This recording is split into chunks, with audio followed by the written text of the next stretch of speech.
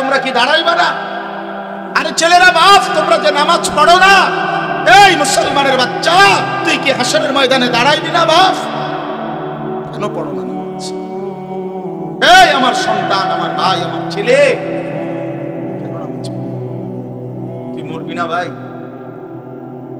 তোর বাপ মরছে, তুই মরবি না? তোর দাদা মরে গেল, তুই মরবি না? তোর বংশের পূর্বপুরুষ সব কবরে চলে গেল, তুই তো বন্ধু চলে যাবি। আলা ইয়াদুন্নু উলাইকা আন্নাহুম মাবউসুন। আল্লাহ বলেন এই নাফরমানদেরকে বলেন না, বন্ধু তোমরা কি ভেবেছো হাসরের ময়দানে উঠবা না? লিয়াউমিন আযীম, সেই মহাভয়ঙ্কর হাসরের দিন। ইয়াউমা ইয়াকুমুন নাসু লিরাব্বিল আলামিন। এই শেষ। আল্লাহ বলে বান্দা, সেদিন তো হাসরের ময়দানে এত ভয়ানক একদিন, হাসরের ময়দানের 50,000 বছর, এই লম্বা সময় খোদার কসম আল্লাহ বলছে ইয়াকুমুন নাসু, মহান আল্লাহ পাকের সামনে এই কোটি কোটি মানুষ দাঁড়িয়েই থাকবে। এক সেকেন্ডের জন্য নড়াচড়াও করা যাবে না, বসাও যাবে না। অতএব প্রিয় বন্ধু আমার, বাপ আমার, আমি আর পারলাম না সময় দিতে। আমি অনুরোধ করলাম আপনাদের কাছে, নওজোয়ান সাথী আমার, ছেলেরা আমার, আবারও এই দোস্ত, এই প্রিয় ভাই, তোমাদের অনুরোধ করলাম, আল্লাহকে নারাজ করো না। নামাজ পড়ো, নামাজ পড়ো, নামাজ পড়ো, নামাজ পড়ো। বাবারা যারা আছেন, আপনাদের কাছে আমার অনুরোধ, হালাল উপার্জন করেন, ধোঁকা দিয়েন না, প্রতারণা করেন না। হারাম রোজগার, সুদ, ঘুষ, কিস্তি, এই হারাম টাকা ওজনে কম দিয়া ঠকাইয়া বাটপারি করে 2 নম্বরই করে রোজগার করেন না। নিজেও জাহান্নামী হলেন, পরিবারকেও জাহান্নামী বানায়। মা বোনদের কাছে বলি, নিজেরা বেপর্দা জিন্দেগি হয়েন না, আল্লাহর ইবাদত করেন, নিজের ইজ্জত, নিজের পর্দা, নিজের সতীত্বের হেফাজত করেন। আল্লাহ তাআলা আমার এই সবগুলো নওজোয়ানকে মানুষের হক যে কমিয়ে দেয়, যেই কোনো কিছু, বোনের সম্পদ বান্দার হক, আপন ভাইয়ের সম্পদ বান্দার হক, আপন ফুফুর সম্পদ বান্দার হক, আপন ভাতিজার সম্পদ বান্দার হক, আপন প্রতিবেশীর সম্পদ বান্দার হক, বাড়ির পড়শির সম্পদ বান্দার হক, স্ত্রীর মোহর বান্দার হক। এগুলো কেন নষ্ট কেন দিলেন? এই 1 শতক জমি দিয়ে কি করবেন? এই 1 বিঘত জমি দিয়ে কি করবেন? এই মিথ্যা বললেন কেন? এতগুলো দলিলের ফ্যাস, এতগুলো সর্দার মাতব্বর টাকা পয়সা খাবাইয়া, এত বাটফারি নয় সই কইরা কিতা লইলেন? জমি 2 শতক, জমি 10 শতক, 30 বছর মামলা কইরা কি বেশি কি হইল? এটা কি রাইখা যাবেন না? কথা বলেন না কেন? আরে বলেন, আপনিও রাইখা যাবেন। আপনি যেই ফুতের লেগে থুইয়া গেছেন, তেও কবরে যাইবার দিন এই 10 শতক থুইয়াই যাবেন।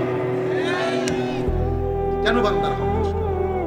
নিজের আখেরাত বরবাদ করলেন কেন? সন্তানের আখেরাত বরবাদ করলেন। এই জন্য বান্দার হক নষ্ট না, আল্লাহ নিষেধ করছে। আর এটার আরেকটা ব্যাপক অর্থ হইল যে এগুলো কোনো বিষয় না, মুসলমান মাত্রই আল্লাহর ইবাদতের মধ্যেও কোনো রকমের ঘাটতি কমতি করা যাবে না। এই কথা আমার শেষ। ওয়াইলুল লিল মুতাফফিফিন, এই 2 জিনিস। 1 নাম্বার, বান্দার হকে যে ঘাটতি করে তার জন্য জাহান্নাম, আল্লাহর হকের মধ্যেও যে ঘাটতি করে তার জন্য জাহান্নাম। আল্লাহ বলেন যারা ঘাটতি করছো তাদেরকে এবার আল্লাহ বলেন আলা ইয়াযুন্নু উলাইকা আন্নাহুম মাবউসুন। হায় নবী, এদেরকে জিজ্ঞেস করেন না, এই তোমরা যে বান্দার হক নষ্ট করছো, আল্লাহর হক নষ্ট করছো, তোমরা কি আখিরাতে হাসরের ময়দানে দাঁড়াইবে না? এই যে আল্লাহ আলা ইয়াযুন্নু উলাইকা আন্নাহুম মাবউসুন, এই তোমরা কি দাঁড়াইবে না? আরে ছেলেরা বাপ, তোমরা যে নামাজ পড়ো না, এই মুসলমানের বাচ্চা, তুই কি হাসরের ময়দানে দাঁড়াইবি না বাপ? কেন পড়ো না নামাজ? এই আমার সন্তান, আমার ভাই, আমার ছেলে, কেন নামাজ পড়ো? তুই মরবি না ভাই? তোর বাপ মরছে, তুই মরবি না?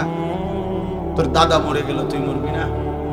তোর বংশের পূর্বপুরুষ সব কবরে চলে গেল, তুই তো বন্ধু চলে যাবি। আলা ইয়াযুন্নু উলাইকা আন্নাহুম মাবউসুন। আল্লাহ বলেন এই নাফরমানদেরকে বলেন না, বন্ধু তোমরা কি ভেবেছো হাসরের ময়দানে উঠবা না?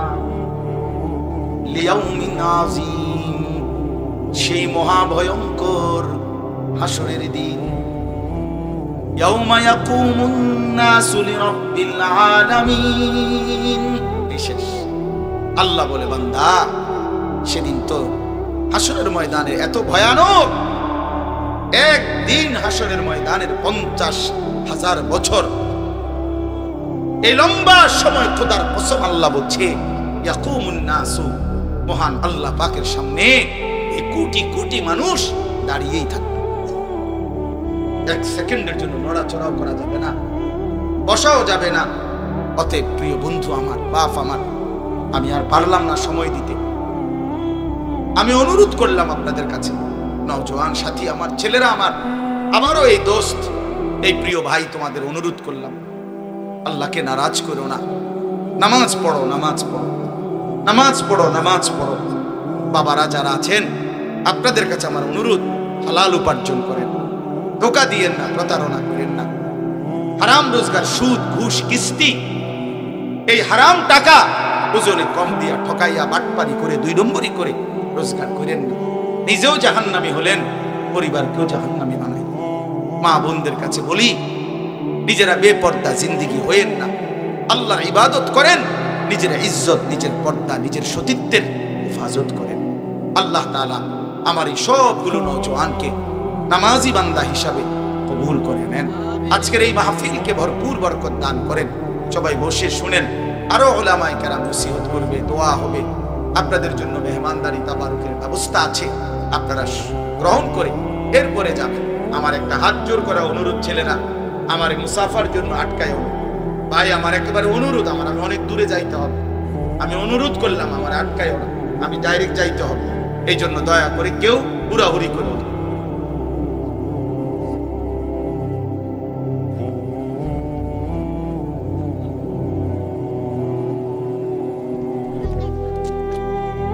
বিল্লাহ